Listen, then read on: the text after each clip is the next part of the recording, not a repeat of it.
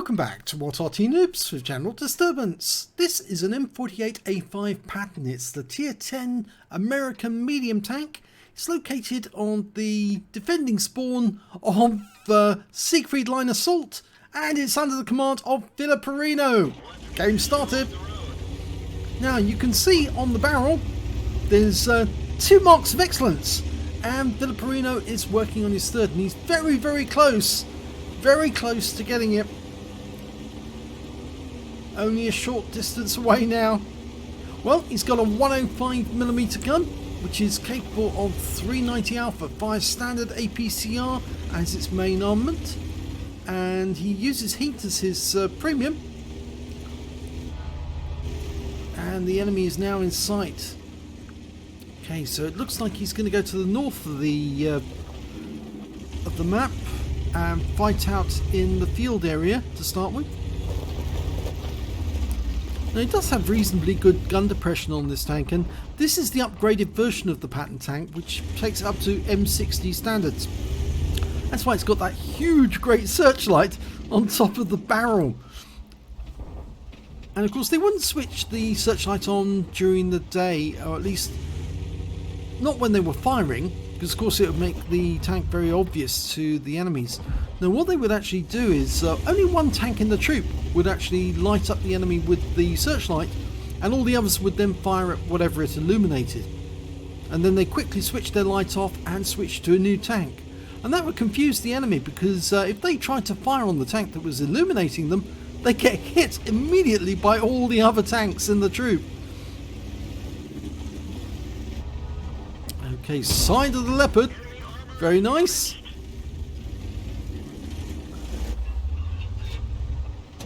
And another one in. 399. He's getting high rolls. And one into the engine bay. 375, a low roll at last. Go for that one. Yes, gets it in. 379.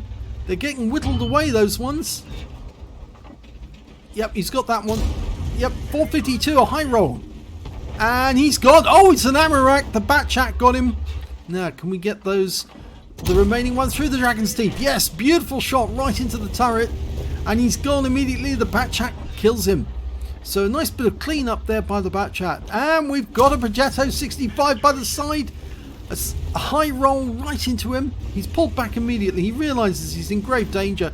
And in fact, these tanks now do realise that they're in the wrong place, because they've got some pretty evil, very good players ahead of them to the north. And so they really realise they've got to move away.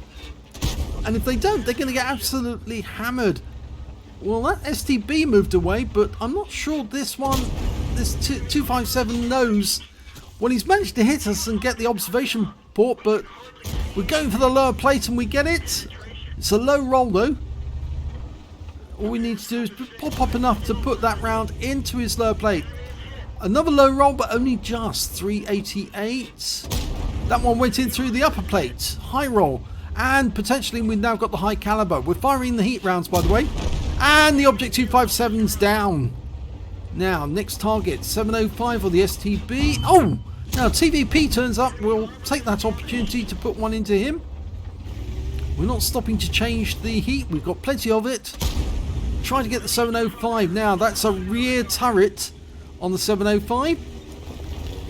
So it's a little more difficult to pen, because remember, you've got to get through that engine as well in order to get the crew. But, oh, lovely one on TVP. That's a dangerous opponent out the game. Now, 705 is the first one. Oh, no, he's not the first one to hit us. The SU-130PM hits our observation device again. We're having to move forward as quickly as we can to get into the dip to avoid any further shells from that tank destroyer. But I think we're going to have a go at this 705 now. And yes, one into the lower plate. The Batchat's helping us. Now we can help him. One into the side of the turret. And the 705 is dead. And the Batchat claims the kill again. Now, this is a Conway. Lightly armoured tank destroyer. And it looks like he's given up altogether. And this is the SU-130. And he's gone. Third kill for Filipperino. He's keeping the damage up all the way. And that's the end of the game. It's all over. And look at the damage some of those shells did as they went in. You can see the path of the shell all the way into the tank. And yes, he did it! He got the third mark. Third mark of excellence for the M48A5 Patton, the tier 10 medium. He got a first class tanker in that game. He also picked up a bruiser, a duelist, a fire for effect out of the minor medals. Out of the epic medals, he picked up a Confederate for hitting more of the enemy than anyone else's team. And because of that incredible fire rate, he got the high caliber as well for dealing the most damage in that game. And boy, did he deal the damage. They got rid of the leopards to the north, and then they just went to town on those guys to the south. And working in cooperation with that batch at 25 really did make a difference, because when Filipperino was still reloading, the batch could finish them off quickly and get the kill. And that really helped the team. Let's have a look at the team scores. 7,527 hit points of damage in that one. The next high score only had less than half of his score, 3,165, and that was the Progetto on his own team.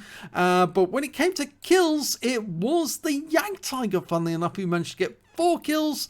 Then we've got Filipperino with 3 kills, and that batch at 25T, he managed to get 3 kills as well. Very well done to him.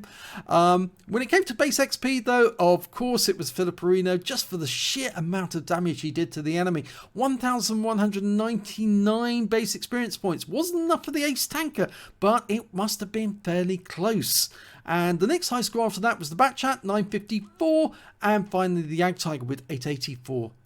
He fired 24 rounds in that game, got 22 direct hits and 21 penetrations. Damage of 7,527 hit points, of which 443 were at more than 300 meters. He received 4 hits from the enemy, and all 4 of them were non-penetrations.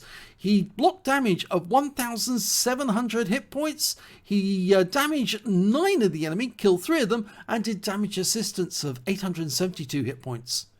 On a free-to-play account, he earned 67,785 credits, but he did use a lot of heat ammo. He needed to get rid of those enemies really quickly, and so yes, it did cost him. It cost him quite a lot, and he actually made a loss of 21,877 credits on the game.